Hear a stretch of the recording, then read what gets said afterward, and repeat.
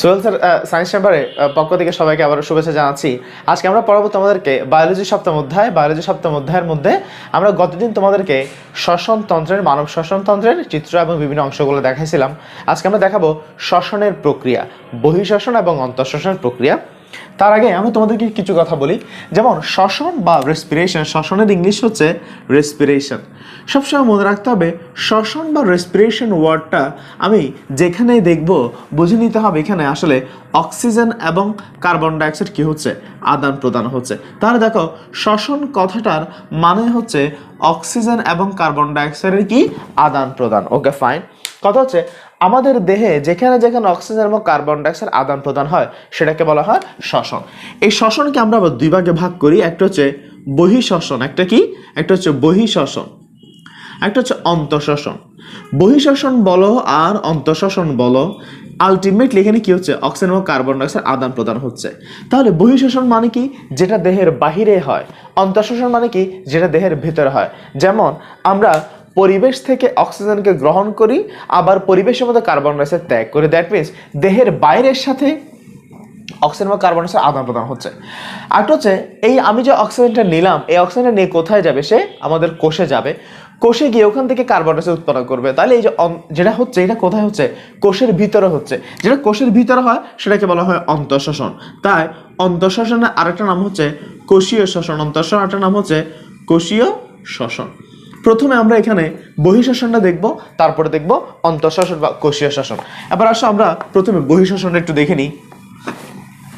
বহিঃশ্বসন কোথায় ঘটে, দেহের বাহিরের সাথে আমাদের দেহের কি ঘটে, আদান প্রদান ঘটে। তার আগে বহিঃশ্বসন বলার আগে আমি তোমাদেরকে এখানে একটু করে মেনশন করে দিই। তাহলে দেখো এটা হচ্ছে আমাদের ফুসফুস, তোমরা নিশ্চয় এর আগের ক্লাস থেকে জানো, এটা হচ্ছে ফুসফুস। ফুসফুসের আমাদের দুই পাশে দুটো কি আছে, ফুসফুস আছে। ফুসফুসের ঠিক নিচে একটা মাংসল একটা পর্দা আছে।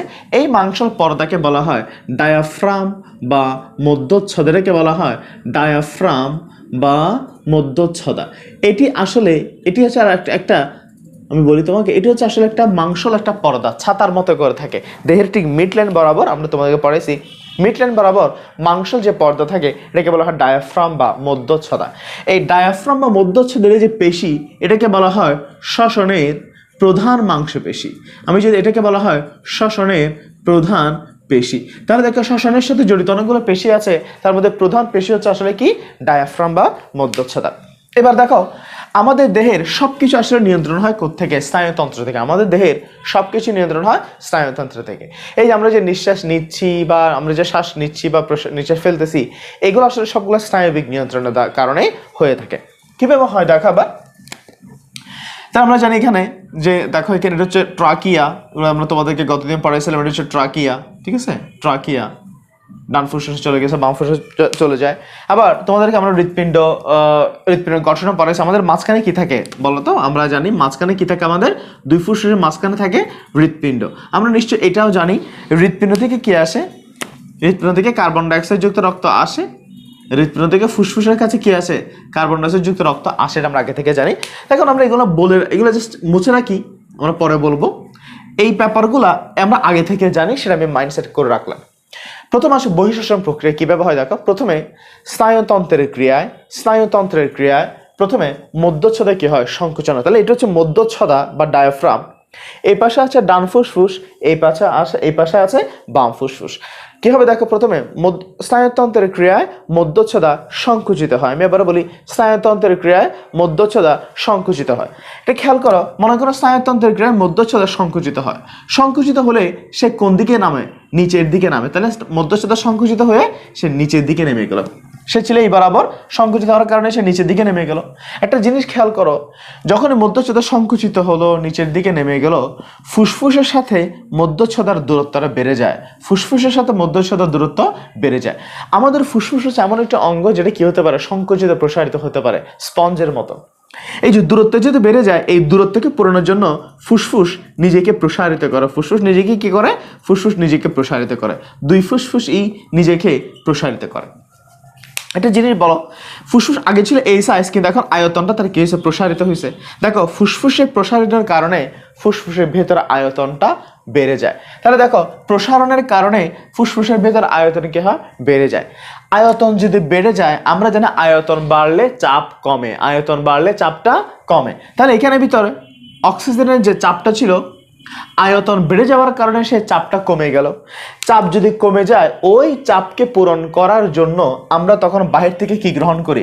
আমরা তখন বাহির থেকে অক্সিজেনকে গ্রহণ করি। খেয়াল করো, অক্সিজেনকে আমরা কেন গ্রহণ করি? ওই চাপকে পূরণের জন্য। মেকানিজম হচ্ছে এখানে স্নায়ুতন্ত্রের ক্রিয়ায় মধ্যচ্ছদা সংকুচিত হবে, ফুসফুসের সাথে মধ্যচ্ছদার দূরত্ব বাড়বে, দূরত্বকে মেনটেন করার জন্য ফুসফুস প্রসারণ হবে। ফুসফুসের প্রসারণ হলে ভিতরে আয়তন বাড়বে, আয়তন বাড়লে চাপ কমবে, চাপ কমলে ওই চাপকে মেনটেন করার জন্য আমরা পরিবেশ থেকে কি গ্রহণ করি? তখন আমরা পরিবেশ থেকে তখন অক্সিজেনকে গ্রহণ করি। দেখো, অক্সিজেনকে আমরা গ্রহণ করে নিয়ে আসলাম, অক্সিজেনকে নিয়ে আসলাম।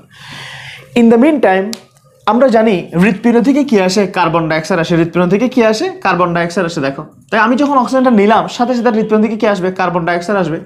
আমরা জানি হৃৎপিণ্ডে কার্বন ডাইঅক্সাইড অ্যালভিওলাসে প্রবেশ করে, হৃৎপিণ্ডে কার্বন ডাইঅক্সাইড কোথায়? অ্যালভিওলাসে প্রবেশ করে, আর অ্যালভিওলাস থেকে কাকে বের করে দেয়? তাহলে হৃৎপিণ্ডে কার্বন ডাইঅক্সাইড অ্যালভিওলাসে প্রবেশ করে, অ্যালভিওলাস থেকে অক্সিজেনকে কি করে দেয়? বের করে দেয়। এবার দেখো, তাহলে আমার যে অক্সিজেনটা নিলাম সেটা আমি কোথায় রাখছিলাম? অ্যালভিওলাসের মধ্যে রাখছিলাম। কিন্তু এখন কার্বন ডাইঅক্সাইড গিয়ে অক্সিজেনকে বের করে দেয়, আর অ্যালভিওলাসের ভিতরে কি চলে আসে? অ্যালভিওলাসের ভিতরে এখন কার্বন ডাইঅক্সাইড চলে আসে। এই অক্সিজেন কোথায় যায় সেটা কিন্তু আমরা তোমাদেরকে ষষ্ঠ অধ্যায়ে দেখাইছি। আমি যে অক্সিজেন নিলাম সেটা যে অ্যালভিওলাস থেকে কোথায় গেছে? হৃৎপিণ্ডে গেছে, আমরা তোমাদেরকে অলরেডি দেখাইছি। তাহলে এখন অ্যালভিওলাসে কি যুক্ত? কার্বন ডাইঅক্সাইড যুক্ত হয়ে গেল। তো আমি যে অক্সিজেনটা নিলাম সেই অক্সিজেন অ্যালভিওলাসে ছিল, অ্যালভিওলাস থেকে সে কোথায় চলে যায়? অক্সিজেন চলে যায় হৃৎপিণ্ডে, কিন্তু কার্বন ডাইঅক্সাইড চলে যায় কোথায়? অ্যালভিওলাসের মধ্যে।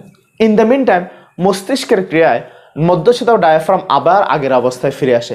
মস্তিষ্কের ক্রিয়ায় মধ্যচ্ছদা বা ডায়াফ্রাম আবার আগের অবস্থায় ফিরে আসে। আচ্ছা, ডায়াফ্রাম যদি আবার আগের অবস্থায় ফিরে যায়, যদি সে আবার উপরের দিকে উঠে যায়, তাহলে দেখো উপরের দিকে উঠে গেলে সে কি করবে? ফুসফুসের যে আয়তনটা বেড়ে গেছিল তাকে কি দিবে? চাপ দিবে। তাহলে মধ্যচ্ছদা যদি উপরের দিকে উঠে যায়, ফুসফুসের উপর কি প্রয়োগ করে? চাপ প্রয়োগ করে। ফুসফুস তখন আবারও সংকুচিত হয়ে আবার আগের অবস্থায় ফিরে যায়। আচ্ছা, এখন যদি সে আবার আগের অবস্থায় ফিরে যায়, তাহলে আবার ফুসফুসের আয়তনটা কমে গেল। আয়তন যদি কমে যায়, চাপ বেড়ে যাবে। চাপ বেড়ে গেলে সেই চাপকে কমানোর জন্য আবার অ্যালভিওলাসের ভিতরে যে কার্বন ডাইঅক্সাইড আসে, সেই কার্বন ডাইঅক্সাইডকে সে কি করে দেয়? বের করে দেয়। যে কার্বন ডাইঅক্সাইড আসে, সে কার্বন ডাইঅক্সাইডকে সে কি করে দেয়? কার্বন ডাইঅক্সাইডকে বের করে দেয়। এটাই হচ্ছে বহিঃশ্বসনের প্রক্রিয়া। তাহলে যদি বহিঃশ্বসনের প্রক্রিয়াটা একটু আমি চিন্তা করে দেখি, তোমরা একটু বোঝার চেষ্টা করবে।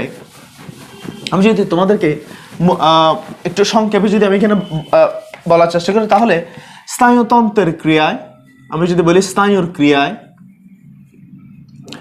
মধ্যচ্ছদার কি হয়? মধ্যচ্ছদা বা ডায়াফ্রাম আমি সংক্ষেপে লিখবো মধ্যচ্ছদা সংকোচন। স্নায়ুতন্ত্রের ক্রিয়ায় মধ্যচ্ছদার কি হয়? সংকোচন। অর্থাৎ মধ্যচ্ছদা যদি সংকোচন হয়, সংক্ষেপে লিখতেছি ফুসফুসের সাথে মধ্যচ্ছদার দূরত্ব বৃদ্ধি। ফুসফুসের সাথে আমি মধ্যচ্ছদা না লিখে ডায়াফ্রাম লিখি, ডায়াফ্রাম এর দূরত্ব বৃদ্ধি। যদি দূরত্ব বৃদ্ধি পায়, এই দূরত্বকে মেনটেন করার জন্য ফুসফুসের কি ঘটে? আমি সংক্ষেপে লিখতেছি ফুসফুসের প্রসারণ ঘটে। ফুসফুসের প্রসারণ ঘটলে তাহলে তার আয়তনও বাড়বে, ফুসফুসের প্রসারণ ও আয়তন বৃদ্ধি পাবে। আচ্ছা, আয়তন যদি বৃদ্ধি পায় তাহলে চাপ কি হবে? কমবে। তাহলে চাপ হ্রাস পায়। এই চাপ যদি হ্রাস পায় তখন আমি কি গ্রহণ করি? চাপ হ্রাস ও অক্সিজেন গ্রহণ। ওই চাপকে পূরণের জন্য কি গ্রহণ করি? অক্সিজেন গ্রহণ করি। In the meantime alveolus থেকে হৃৎপিণ্ড থেকে, হার্ট থেকে বা হৃৎপিণ্ড থেকে কি আসে? হৃৎপিণ্ডের কার্বন ডাইঅক্সাইড ও অ্যালভিওলাস, আমি সংক্ষেপে লিখতেছি এই অ্যালভিওলাসের অক্সিজেন এর আদান প্রদান। অ্যালভিওলাসের অক্সিজেনের কি? আদান প্রদান। তাহলে আমার অ্যালভিওলাস আজকে কি যুক্ত? আমি গ্রহণ করছি অক্সিজেন, আমি গ্রহণ করছি কি? অক্সিজেন।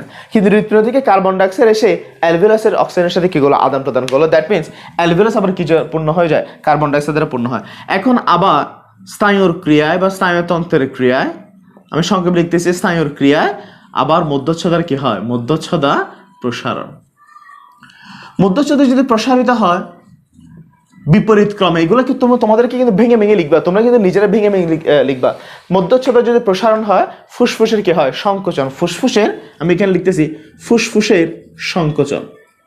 ফুসফুস যদি সংকোচন হয়, আয়তন কি হয়? হ্রাস। আয়তন হ্রাস পায়। আয়তন যদি হ্রাস পায়, চাপ কি হবে? চাপ বৃদ্ধি। চাপ যদি বৃদ্ধি পায় তাহলে কার্বন ডাইঅক্সাইড কি হবে? নির্গমন হবে, কার্বন ডাইঅক্সাইড নির্গমন। একটা জিনিস খেয়াল করো, এখানে আমি অক্সিজেনকে গ্রহণ করলাম আর কার্বন ডাইঅক্সাইডকে নির্গমন করলাম, তাহলে আলটিমেটলি অক্সিজেন এবং কার্বন ডাইঅক্সাইড কি হলো? আদান প্রদান হলো। এটি এক ধরনের শ্বসন। এই শ্বসন যেহেতু দেহের সাথে বাইরে ঘটে, এটাকে বলা হয় বহিঃশ্বসন। একইভাবে আমরা এবার দেখব অন্তঃশ্বসন প্রক্রিয়া। অন্তঃশ্বসন প্রক্রিয়াটা আরো বেশি গুরুত্বপূর্ণ, মনোযোগ সহকারে দেখবে সবাই। এবার দেখো অন্তঃশ্বসন বলতে কি হয়। আসলে দেখো, তুমি যে পরিবেশ থেকে যে আমরা যে অক্সিজেনটা নিলাম, এই অক্সিজেনটা কোথায় রাখছে? আমি অ্যালভিওলাসে পাঠাইছিলাম, অ্যালভিওলাস থেকে কোথায় গেছে? সেটা হৃৎপিণ্ডে গেছে। দেখো, পরিবেশ থেকে আমরা যে অক্সিজেনটা গ্রহণ করলাম সেটা আবার হৃৎপিণ্ডে গেল। এখন আমরা দেখবো হৃৎপিণ্ড থেকে কিভাবে কোষে যায়, কোষ থেকে কিভাবে কার্বন ডাইঅক্সাইড উৎপন্ন হয় সেটা আমরা দেখবো। তার আগে আমরা হৃৎপিণ্ডের একটা চিত্র আমরা একটু তোমাদেরকে দেখাই। তাহলে দেখো, এটা হচ্ছে হৃৎপিণ্ড। ওকে, ফাইন। তাহলে যে হৃৎপিণ্ড, আমরা জানি হৃৎপিণ্ডের রক্ত সঞ্চালন তোমাদেরকে আমরা পড়াইছি। অক্সিজেন প্রথমে কোথায় থাকে? অক্সিজেন প্রথমে বাম অলিন্দে থাকে, বাম অলিন্দ থেকে বাম নিলয়ে আসে, বাম নিলয় থেকে সে কোথায় যায়? সারা দেহের কাছে যায়। এই যে অক্সিজেন যে বাম নিলয় থেকে সারা দেহে যায়, কার মাধ্যমে যায়? রক্তনালিকার মাধ্যমে যায়। তাহলে দেখো, এটা হচ্ছে মনে করো রক্তনালিকা। আচ্ছা, এই রক্তনালিকা কোথায় যাবে বলো তো? এই রক্তনালিকা যাবে আলটিমেটলি সারা দেহের কাছে। দেহের কাছে বলতে সে কোথায় যাবে? দেহের কাছে বলতে দেহের বিভিন্ন কোষের কাছে যাবে। তাহলে আমি একটু তোমাকে দেখাই।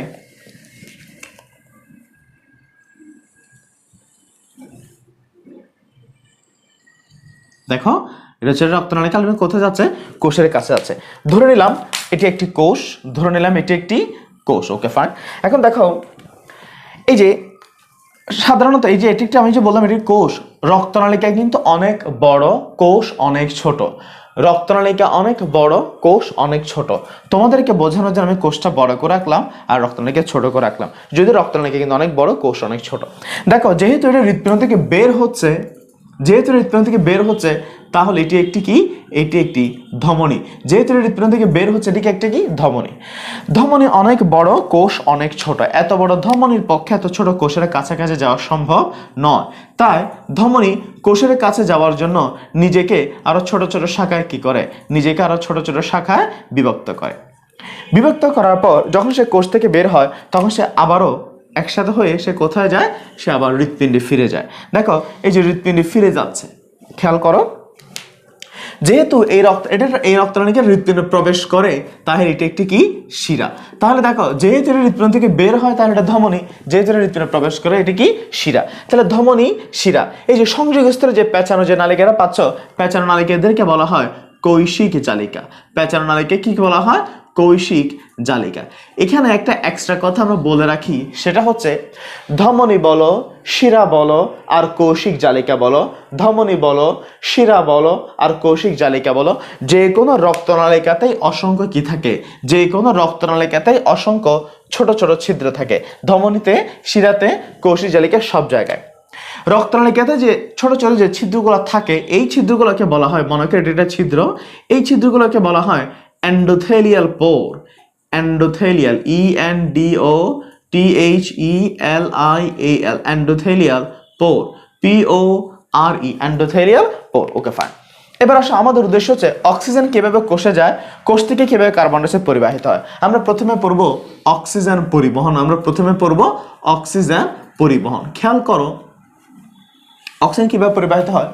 প্রথমে আমরা জানি বাম অলিন্দ যখন সিস্টোল হয় তখন রক্ত কোথায় আসে? বাম নিলয়ে আসে। আবার বাম নিলয়ে যখন সিস্টোল হয়, বাম নিলয় যখন সংকুচিত হয়, বাম নিলয়ের সংকোচনের কারণে রক্তগুলো ধমনী দিয়ে বের হয়ে আসে। এই যে বাম নিলয়ের সংকোচনের কারণে, চাপের কারণে রক্ত যখন প্রবাহিত হয়ে আসে, তখন কিছু অক্সিজেন রক্তের স্রোতের কারণে, রক্তের প্রবাহের কারণে কিছু অক্সিজেন নিজে নিজেই কার কাছে চলে আসে? কোষের কাছে চলে আসে। আমি আবারও বলি, বাম নিলয় যখন সংকুচিত হয়, যখন সে চাপ দেয়, তার চাপের কারণে, ধাক্কার কারণে, প্রেশারের কারণে কিছু অক্সিজেন নিজে নিজেই চলে আসে। এই যে কিছু অক্সিজেন যে নিজে নিজে আসে, এটাকে আমরা বলি ভৌত দ্রবণ রূপে।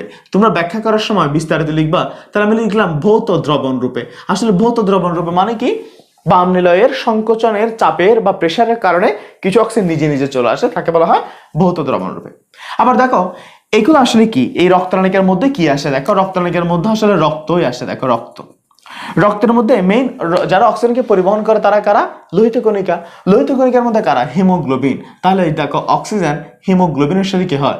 যুক্ত হয়। এই যে অক্সিজেন হিমোগ্লোবিনের সাথে যুক্ত হয় এটাকে আমরা বলি অক্সি হিমোগ্লোবিন রূপে। এটাকে আমরা বলি অক্সি হিমোগ্লোবিন রূপে। অক্সি হিমোগ্লোবিন রূপে দেখো অক্সি হিমোগ্লোবিন রূপে কি হয়?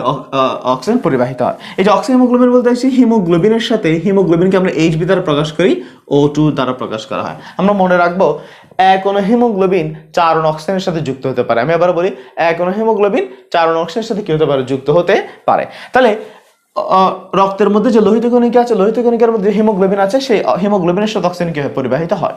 তোমাদেরকে আমরা একটু আগে একটা কথা বলে দিয়েছিলাম, সে যে কোনো রক্তনালিকাতে অসংখ্য কি থাকে? যে কোনো রক্তনালিকাতে অসংখ্য ছিদ্র থাকে। এই ছিদ্রগুলোকে বলা হয় এন্ডোথেলিয়াল পোর। দেখো রক্ত যখন প্রবাহিত হয় রক্তের মধ্যে মূলত দুইটা, এটা আমি বললাম এখানে ভিতরে কি প্রবাহিত হচ্ছে? রক্ত প্রবাহিত হচ্ছে। অ্যাকচুয়ালি রক্তের মধ্যে কয়টা অংশ? আমরা জানি রক্তের মধ্যে দুইটা অংশ, একটা হচ্ছে রক্ত রস, একটা হচ্ছে রক্ত কণিকা। রক্তের মধ্যে দুইটা অংশ আছে, একটা হচ্ছে রক্ত রস, একটা হচ্ছে রক্ত কণিকা। প্রবাহিত হওয়ার সময় রক্তনালিকার মধ্যে যখন রক্তগুলো আসে তখন রক্তের একটা প্রেশার আছে, রক্তচাপ। আমরা তোমাদেরকে ষষ্ঠ অধ্যায়ে বলছি সেটা। রক্তের যে চাপ আছে, রক্তের যে প্রেশার আছে, রক্তের প্রেশারের কারণে রক্তরসের কিছু উপাদান, আমি আবার বলি এই যে রক্ত যখন আসে রক্তের একটা প্রেশার আছে, ওই প্রেশারের কারণে রক্তরসের কিছু উপাদান, আমি আবার বলি রক্তরসের কিছু উপাদান, রক্তকণিকা নয়, রক্তরসের কিছু উপাদান এই সমস্ত ছিদ্র দিয়ে বাইরে বাইরে পড়ে যায়। এই যে রক্তরসের যে উপাদানগুলা এই সমস্ত ছিদ্র দিয়ে বের হয়ে চলে আসে, রক্তনালী থেকে বের হয়ে চলে আসে, তাদেরকে বলা হয় লসিকা। তাদেরকে কি বলা হয়? এদেরকে বলা হয় লসিকা। খেয়াল করো আমি আবার বললাম লসিকা আসলে কিসের অংশ? রক্তরসের কিছু অংশ রক্তনালিকার ছিদ্র থেকে বাইরে পড়ে যায়, তাদেরকে বলা হয় লসিকা। লসিকাতে শুধু রক্তরস থাকে, রক্তকণিকা থাকে না। এইচএসসিতে উঠলে এগুলো আমরা বিস্তারিত পড়াবো। এই যে রক্ত যখন কিছু অংশ পড়ে যায় তাদেরকে লসিকা বলে। লসিকা কাকে বলে? লসিকার ইংলিশ হচ্ছে লিম্ফ। লসিকার ইংলিশ কি? লসিকার ইংলিশ হচ্ছে লিম্ফ। তাহলে লিম্ফ বা লসিকা কাকে বলে? কিভাবে বলবা? প্রবাহিত হওয়ার সময় রক্তরসের কিছু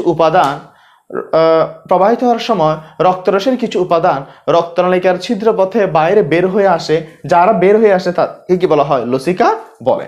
তাহলে রক্তরসের যে উপাদান সমূহ রক্তনালিকা থেকে বাইরে নির্গত হয় তাদেরকে লসিকা বা লিম্ফ বলা হয়। তাহলে রক্তরসের মধ্যে যাই থাকুক লসিকার মধ্যে তার কিছু কিছু অংশ থাকবে। এখন অক্সিজেন হচ্ছে বললাম ভৌত দ্রবণ রূপে হিমোগ্লোবিনের সাথে। এবার যখন রক্তরসের কিছু উপাদান লসিকার মধ্যে পড়ে যায় তখন ওই অক্সিজেনের কিছু অংশ কোথায় পড়ে যায়? লসিকার মধ্যে পড়ে যায়। তাহলে তৃতীয় যে ভাবে পড়ে সেটা হচ্ছে লসিকার মাধ্যমে পড়ে। লসিকার মাধ্যমে পড়ে, লসিকার মাধ্যমে প্রবাহিত হয়। খেয়াল করো এই লসিকাগুলো আলটিমেটলি কোষের কাছে আসলে তুমি বলতে পারো। তাহলে আমি এখানে আরেকটা কথা বলে দিই, যেখানে রক্তনালিকা সেখানেই লসিকা, যেখানে লসিকা সেখানে লসিকা নালিকা। এই যে নিচে আরেকটা নালী দেখাচ্ছে এটাও কি আসলে কি? লসিকা নালিকা। খেয়াল করো তাহলে যেখানে রক্তনালিকা সেখানেই লসিকা, যেখানে লসিকা সেখানে লসিকা নালিকা। এই যে লসিকা পরিবহনের জন্য আলাদা যে নালী তাকে কি বলা হয়? লসিকা নালী বলা হয়। আলটিমেটলি এই লসিকা নালীও কোথায় যায়? কোষের উপাদান সমূহকে কোষের কাছেই নিয়ে যায়। তাহলে আমরা দেখতে পেলাম অক্সিজেন আসলে কয়ভাবে পরিবাহিত হয়? অক্সিজেন 3 ভাবে পরিবাহিত হয়। কিছু হচ্ছে চাপের কারণে সরাসরি চলে যায় ভৌত দ্রবণ রূপে, আর কিছু অক্সি হিমোগ্লোবিন রূপে, আর কিছু লসিকার মাধ্যমে যায়। এই 3 ভাবের মধ্যে অক্সি হিমোগ্লোবিন রূপে এইভাবে অক্সিজেন সবচেয়ে বেশি কি হয়? পরিবাহিত হয়। তাহলে সবচেয়ে বেশি পরিবাহিত হয় কার মাধ্যমে? অক্সিজেন এবং অক্সিজেন সবচেয়ে বেশি পরিবাহিত হয় কার সাথে? হিমোগ্লোবিনের মাধ্যমে। এবার আসো মনে করো অক্সিজেন এবং হিমোগ্লোবিনের যে যৌগটা সেটা আবার কোথায় আসলো? কোষের কাছে আসলো। আমি কেন এটিকে দিয়ে উদাহরণ দিব? কারণ এভাবেই সবচেয়ে বেশি কি হয়? পরিবাহিত হয়। অক্সিজেন হিমোগ্লোবিন যখন কোষের কাছাকাছি আসে তখন আসলে অক্সিজেনও কোষের কাছে ঢুকতে চায়, হিমোগ্লোবিনও কোষের কাছে ঢুকতে চায়। আমি আবারও বলি, প্রথমে অক্সিজেন আর হিমোগ্লোবিন কোষের কাছাকাছি আসলো, আসার পরে এদের মধ্যে যে অক্সি হিমোগ্লোবিন যে বন্ধন আছে বন্ধনটা ভেঙে যায়। তাহলে প্রথমে অক্সি হিমোগ্লোবিন আসবে, এদের মাঝখানে বন্ধন ভাঙবে, ভাঙার পরে অক্সিজেনও কোষে প্রবেশ করতে চায়, হিমোগ্লোবিনও কোষে প্রবেশ করতে চায়। কিন্তু হিমোগ্লোবিনের আকার অনেক বড়, বড় হওয়ার কারণে সে কোষের ছিদ্রপথে ঢুকতে পারে না। কিন্তু অক্সিজেন গ্যাসীয় পদার্থ বলে সে কোথায় ঢুকে যায়? কোষের ভিতরে ঢুকে যায়। খেয়াল করো তাহলে হিমোগ্লোবিন ঢুকতে পারেনি, কে ঢুকলো? অক্সিজেন ঢুকলো। ওকে ফাইন, হিমোগ্লোবিন আবার এই পাশে চলে আসবে। সে অক্সিজেনকে দিয়ে সে নিজে প্রবাহিত হয়ে এদিকে প্রবাহিত হয়ে এই পাশে চলে আসবে। এখন অক্সিজেন কোথায় ঢুকে গেল? কোষের ভিতর ঢুকে গেল। আমরা একটা কথা জানি, আমরা তোমাদেরকে বায়োলজি পঞ্চম অধ্যায়ের মধ্যে পরিপাক পড়ছি। পরিপাকের মধ্যে আমাদের প্রধান খাদ্য উপাদান হচ্ছে গ্লুকোজ। এই গ্লুকোজ কোথায় জমা থাকে? এই গ্লুকোজ জমা থাকে আসলে কোষের মধ্যে জমা থাকে। গ্লুকোজ কোথায় জমা থাকে? কোষের মধ্যে জমা থাকে। তাহলে আমাদের কোষের মধ্যে কি জমে আছে বলতো? আমাদের কোষের মধ্যে গ্লুকোজ জমে আছে, গ্লুকোজ। এই যে কোষের মধ্যে যে গ্লুকোজ জমে আছে, সেই গ্লুকোজের সাথে আবার ওই রক্তের মাধ্যমে যে অক্সিজেন আসে সেটা কি করে? বিক্রিয়া করে। আমরা নিশ্চয়ই জানি, বায়োলজি চতুর্থ অধ্যায়ে আমরা পড়ছি, গ্লুকোজ যদি অক্সিজেন দ্বারা জারিত হয় কি উৎপন্ন হয়? কার্বন ডাইঅক্সাইড, পানি এবং কি উৎপন্ন হয়? শক্তি উৎপন্ন হয়। তাহলে গ্লুকোজ যদি অক্সিজেন দ্বারা জারিত হয় কি উৎপন্ন হয়? কার্বন ডাইঅক্সাইড, পানি এবং শক্তি। এখানে শক্তিটা আমাদের দেহের কাজে লাগবে, পানি আমাদের দেহের কাজে লাগবে, কিন্তু কার্বন ডাইঅক্সাইড হচ্ছে একটি বর্জ্য পদার্থ। কার্বন হচ্ছে কি পদার্থ? বর্জ্য পদার্থ। আমি আবারও বলি, তুমি এখানে কার্বন ডাইঅক্সাইড, পানি এবং শক্তি কেমনে পেলে? কিভাবে পেলে? এই যে গ্লুকোজ অক্সিজেন দ্বারা কি হলো? জারিত হলো। গ্লুকোজ কোত্থেকে আসলো? খাবারের মাধ্যমে আসলো। অক্সিজেন কোত্থেকে আসলো? হৃৎপিণ্ড থেকে আসলো। তাহলে জারিত করে কি উৎপন্ন হলো? কার্বন ডাইঅক্সাইড, পানি এবং শক্তি। পানি আর শক্তি ব্যবহৃত হবে, কিন্তু কার্বন ডাইঅক্সাইড বর্জ্য পদার্থ বলে এবার কার্বন ডাইঅক্সাইড বের হয়ে আসবে। এই যে কার্বন ডাইঅক্সাইড যখন বের হয়ে যাবে, দেখো সে আবার কার্বন ডাইঅক্সাইড কিভাবে কার কাছে যাচ্ছে? তোমার হৃৎপিণ্ডের কাছে যাচ্ছে। দেখি আবার, তাহলে এবার আমি এই পাশে কার্বন ডাইঅক্সাইডের পরিবহনটা দেখাই। আমি দেখাবো কার্বন ডাইঅক্সাইড পরিবহন। আমাদের টপিক হচ্ছে কার্বন ডাইঅক্সাইড পরিবহন। প্রথমটা ছিল অক্সিজেন পরিবহন, এরপর হচ্ছে কার্বন ডাইঅক্সাইড পরিবহন। সেম ভাবে দেখো রক্তের প্রবাহ কিন্তু বিদ্যমান এখানে, কিন্তু বারবার চাপ দিয়ে দিয়ে রক্তকে পাঠায়। রক্তকে যখন পাঠায়, রক্তগুলো এসে কি অক্সিজেনগুলোকে কোষের ভিতরে ঢুকে দিয়ে রক্ত কিন্তু আবার এদিকে প্রবাহিত হয়। এই যে রক্তের একটা প্রবাহ কিন্তু সবসময় বিদ্যমান। ওই যে রক্তের প্রবাহের কারণে, রক্তের স্রোতের কারণে কিছু কার্বন ডাইঅক্সাইড এখান থেকে বের হয়ে সরাসরি কোথায় যায়? হৃৎপিণ্ডের কাছে চলে যায়। যারা এরকম সরাসরি চলে যায় তাদেরকে বলা হয় ভৌত দ্রবণ রূপে, তাদেরকে বলা হয় ভৌত দ্রবণ রূপে। তাহলে কিছু কার্বন ডাইঅক্সাইড রক্তের চাপের কারণে নিজে নিজেই প্রবাহিত হচ্ছে, তাই বলবো কি বলবো? ভৌত দ্রবণ রূপে। Okay fine. আবার কিছু কার্বন ডাইঅক্সাইড দেখে এখানে কি আছে? হিমোগ্লোবিন আছে। এখানে কি আছে? হিমোগ্লোবিন আছে। এই যে হিমোগ্লোবিন আছে, কিছু কার্বন ডাইঅক্সাইড ওই হিমোগ্লোবিনের সাথে কি হয়? যুক্ত হয়। কার্বন ডাইঅক্সাইড যখন হিমোগ্লোবিনের সাথে যুক্ত হয় তখন তাকে বলা হয় carbamino haemoglobin. Carbamino haemoglobin, carbamino haemoglobin. তাহলে কিছু কার্বন ডাইঅক্সাইড হিমোগ্লোবিনের মাধ্যমে গেলে এটাকে বলা হয় কার্বোমিনো হিমোগ্লোবিন। এবার আসো, এই যে কার্বন ডাইঅক্সাইড কিছু অংশ নিজে নিজে চলে গেল ভৌত দ্রবণ রূপে, আর কিছু যে হিমোগ্লোবিন ছিল না, যে অক্সিজেনকে ফেলে আসছে, হিমোগ্লোবিন এখন একা, তখন হিমোগ্লোবিন কাকে নিয়ে যায়? কার্বন ডাইঅক্সাইড যাওয়ার সময় কার্বন ডাইঅক্সাইড সহ নিয়ে যায়। এবার আসো, হিমোগ্লোবিন তো চলে গেল, কার্বন ডাইঅক্সাইডের কিছু অংশ এগুলো কি আসলে এখানে কি যাচ্ছে? আমরা জানি এখানে কি যাচ্ছে? এখানে যাচ্ছে রক্ত। কি যাচ্ছে? রক্ত যাচ্ছে। এই যে রক্তের মধ্যে কি আছে? রক্তরস আছে। রক্তরসের মধ্যে কি আছে? পানি আছে। কিছু কার্বন ডাইঅক্সাইড রক্তে বিদ্যমান রক্তরসের পানির সাথে বিক্রিয়া করে। তাহলে দেখো কিছু কার্বন ডাইঅক্সাইড কার সাথে বিক্রিয়া করে? রক্তরসের পানির সাথে বিক্রিয়া করে। আমরা জানি পানি আর কার্বন ডাইঅক্সাইড মিলিত কি গঠন করে? Carbonic acid. Carbonic acid H2CO3 বা কার্বনিক অ্যাসিড তৈরি করে। আমরা আরো জানি কার্বনিক অ্যাসিড এটি একটি অস্থায়ী অ্যাসিড। কার্বনিক অ্যাসিড কেমন অ্যাসিড? এটি একটি অস্থায়ী অ্যাসিড। যেহেতু কার্বনিক অ্যাসিড অস্থায়ী অ্যাসিড, সে ভেঙে গিয়ে কি উৎপন্ন করে? H+ এবং বাইকার্বনেট উৎপন্ন করে। H+ এবং কি তৈরি করে? বাইকার্বনেট উৎপন্ন করে। খেয়াল করো, তাহলে দেখো কার্বনিক অ্যাসিড ভেঙে গিয়ে কি তৈরি করলো? H+ এবং বাইকার্বনেট। এই যে বাইকার্বনেট উৎপন্ন করলো, আমি জাস্ট এই পাশে একটু লিখি তোমাদেরকে, এর পরের লাইন থেকে আমরা এই পাশে লিখি। তাহলে এখানে আলটিমেটলি কি উৎপন্ন করলো? বাইকার্বনেট। এই যে বাইকার্বনেট গুলো, এই বাইকার্বনেট কিন্তু রক্তের মধ্যে বিদ্যমান সোডিয়ামের সাথে এবং পটাশিয়ামের সাথে কি করে? বিক্রিয়া করে। সোডিয়াম এবং পটাশিয়ামের সাথে বিক্রিয়া করে। তাহলে যদি সোডিয়ামের সাথে বিক্রিয়া করে, সে কি উৎপন্ন করে? Sodium bicarbonate. Sodium bicarbonate. আবার এই বাইকার্বনেট যদি আবার পটাশিয়ামের সাথে বিক্রিয়া করে, পটাশিয়ামের সাথে ক্যালসিয়ামের সাথে বিক্রিয়া করতে পারে, আমি জাস্ট দুইটা দেখাচ্ছি, পটাশিয়াম বাইকার্বনেট তৈরি করে। তাহলে এখানে যে কার্বনিক অ্যাসিড, তাহলে কার্বন ডাইঅক্সাইড পানির সাথে বিক্রিয়া করে কার্বনিক অ্যাসিড তৈরি করে। কার্বনিক অ্যাসিড আবার অস্থায়ী বলে হাইড্রোজেন এবং বাইকার্বনেট তৈরি করে। সেই বাইকার্বনেট রক্তের মধ্যে গুলো আলটিমেটলি রক্তের মধ্যে সবকিছু, রক্তের সোডিয়াম রক্তের পটাশিয়ামের সাথে বিক্রিয়া করে সোডিয়াম বাইকার্বনেট পটাশিয়াম বাইকার্বনেট তৈরি করে। সাধারণত দেখা যায় পটাশিয়াম বাইকার্বনেটটা লোহিত কণিকা বা আরবিসি, আমি সংক্ষেপে লিখছি আরবিসি, এটা আরবিসি এর ভিতরেই থাকে। আরবিসির কি থাকে? আরবিসির ভিতরে বেশি থাকে পটাশিয়াম। তাহলে কিছু কার্বন ডাইঅক্সাইড এই যে সোডিয়াম বাইকার্বনেট অথবা পটাশিয়াম বাইকার্বনেট রূপে কোথায় যাচ্ছে? আলটিমেটলি হৃৎপিণ্ডের কাছে যাচ্ছে। কার্বন ডাইঅক্সাইড পানির সাথে যুক্ত হয়, পানি আবার পানির সাথে যুক্ত কার্বনিক অ্যাসিড ভেঙে গিয়ে H+ এবং বাইকার্বনেট আবার পটাশিয়াম বা সোডিয়ামের সাথে যুক্ত হয়ে সোডিয়াম বাইকার্বনেট বা পটাশিয়াম বাইকার্বনেট রূপে কোথায় যায়? হৃৎপিণ্ডের কাছে যায়। এবার আরো একটা আছে 4 নম্বর, সেটা হচ্ছে লসিকার মাধ্যমে। লসিকার মাধ্যমে আমরা জানি যেখানে রক্তনালিকা সেখানে কি আছে? লসিকা। তাহলে একটা যাচ্ছে কার মাধ্যমে? লসিকার মাধ্যমে। আমি এটা এই পাশে না লিখে তোমাদের সুবিধার্থে এই পাশে দেখায়, সেটা হচ্ছে লসিকার মাধ্যমে যায়। 4 নাম্বার হচ্ছে লসিকার মাধ্যমে। তাহলে রক্তের মধ্যে কার্বন ডাইঅক্সাইড কয়ভাবে পরিবাহিত হয়? কার্বন ডাইঅক্সাইড পরিবাহিত হয় 4 ভাবে। একটা হচ্ছে ভৌত দ্রবণ রূপে অর্থাৎ সরাসরি, একটা হিমোগ্লোবিনের সাথে, একটা হচ্ছে যে টোটাল 3 নম্বর যে প্রসেসটা, এগুলো হচ্ছে এটাই 3 নম্বর প্রসেস। এটা হচ্ছে বাইকার্বনেট রূপে যাচ্ছে, সোডিয়াম বাইকার্বনেট বা পটাশিয়াম বাইকার্বনেট। একটা হচ্ছে লসিকার মাধ্যমে। তবে সবচেয়ে বেশি যায় এই বাইকার্বনেট রূপে, সবচেয়ে বেশি যায় কার মাধ্যমে? বাইকার্বনেট রূপে। তাহলে এভাবে আলটিমেটলি কার্বন ডাইঅক্সাইড গুলো কোথায় যায়? কার্বন ডাইঅক্সাইড গুলো ডান অলিন্দে যায়।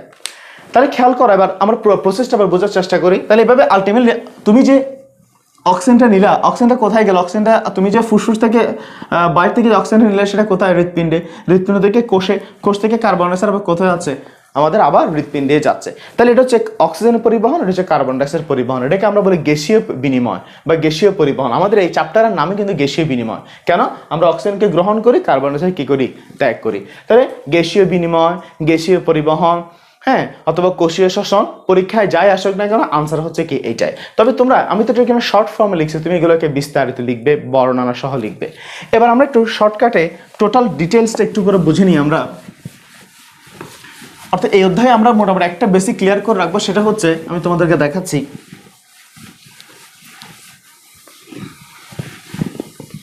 তাহলে প্রথম হচ্ছে পরিবেশ। খেয়াল করো, প্রথম হচ্ছে কি? পরিবেশ থেকে আমরা কি গ্রহণ করি? পরিবেশ থেকে আমরা অক্সিজেন গ্রহণ করি। খেয়াল করো, পরিবেশ থেকে অক্সিজেন গ্রহণ। আমি যে অক্সিজেন গ্রহণ করি সেটা কোথায় যায়? ফুসফুসে যায়, ফুসফুসে যায়।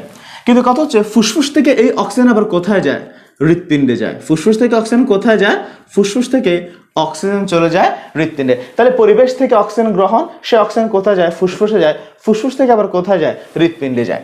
ইন দ্য মিন টাইম হৃৎপিণ্ড থেকে আলটিমেটলি অক্সিজেন কোথায় যায়? অক্সিজেন কোষে যায়। অক্সিজেন কোথায় যায়? কোষে যায়। কোষে গিয়ে সে কি উৎপন্ন করে? কার্বন ডাইঅক্সাইড উৎপন্ন করে। কার্বন ডাইঅক্সাইড উৎপন্ন করে। এই কার্বন ডাইঅক্সাইড আবার কোথায় যায়? কার্বন ডাইঅক্সাইড আবার যায় হৃৎপিণ্ডে। কার্বন ডাইঅক্সাইড আবার যায় হৃৎপিণ্ডে। খেয়াল করো, আমরা একটু আগে দেখালাম কিভাবে কার্বন ডাইঅক্সাইড হৃৎপিণ্ডে গেল। হৃৎপিণ্ড থেকে কার্বন ডাইঅক্সাইড আবার কোথায় যায়? ফুসফুসে যায়।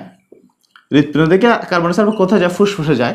ফুসফুসে গিয়ে ওই যে অক্সিজেনের সাথে কি ঘটে? আদান প্রদান ঘটে। ফুসফুস থেকে আবার কোথায় চলে যায়? দেহে, পরিবেশে চলে যায়। সে পরিবেশে চলে যায়। তাহলে পরিবেশ থেকে অক্সিজেন এসে ফুসফুসে যায়, ফুসফুস থেকে হৃৎপিণ্ডে যায়, হৃৎপিণ্ড থেকে অক্সিজেনটা কোষে যাবে, কোষে গিয়ে সে কি উৎপন্ন করে? গ্লুকোজকে জারিত করে কার্বন ডাইঅক্সাইড উৎপন্ন করে। এই কার্বন ডাইঅক্সাইড হৃৎপিণ্ডে যায়, হৃৎপিণ্ড থেকে আবার ফুসফুসে গিয়ে ফুসফুস থেকে আবার কোথায় চলে যায়? পরিবেশে চলে যায়। এটা হচ্ছে এই অধ্যায়ের কি ছিল? বেসিক ছিল। সো আশা করি তোমরা মোটামুটি বুঝতে পারবে। ধন্যবাদ সবাইকে। এই এতটুকু পর্যন্ত ছিল ফুসফুস রিলেটেড বা শ্বসনতন্ত্র রিলেটেড যে রোগসমূহ, এই রোগসমূহ আমরা নেক্সট ক্লাসে পড়াবো। ততক্ষণ পর্যন্ত ভালো থাকবে সবাই। ধন্যবাদ, দেখা হবে সবাই।